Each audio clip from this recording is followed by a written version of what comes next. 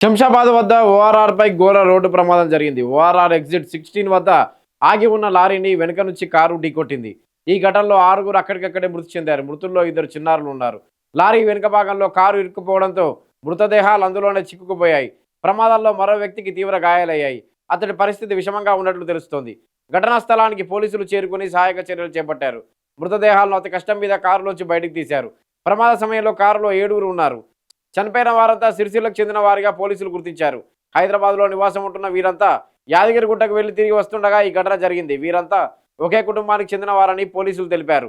పోలీసుల వివరాల ప్రకారం ఒకే కుటుంబానికి చెందిన 7గురు శుక్రవారం సాయంత్రం యాదగిరిగుట్ట నుంచి తిరిగి హైదరాబాద్కు బయలుదేరారు. ఓఆర్ఆర్ మీదుగా వస్తుండగా ఎగ్జిట్ గేట్ 16 వద్ద ఓవర్ స్పీడ్తో లారీ వెనుక భాగాన్ని కారు ఢీకొట్టింది. ప్రమాద తీవ్రతకు కారు పూర్తిగా నుజ్జునుజ్జైంది. లారీ వెనుక భాగంలో కారు ఇరుక్కుపోయింది. కారులో ఉన్న 6గురు ప్రయాణికులు చనిపోయారు. మరో వ్యక్తి తీవ్రంగా గాయపడ్డాడు. ప్రమాదాన్ని గమనించిన స్థానికులు వెంటనే పోలీసులకు సమాచారం అందించారు. సమాచారం అందిన వెంటనే ఘటనా స్థలానికి చేరుకున్న పోలీసులు లారీ కింద చిక్కుకున్న కారును బయటకు తీసేందుకు సహాయక చర్యలు చేపట్టారు. మృతదేహాలను స్వాధీనం చేసుకుని పోస్టుమార్టం కోసం ఆసుపత్రికి తరలించారు.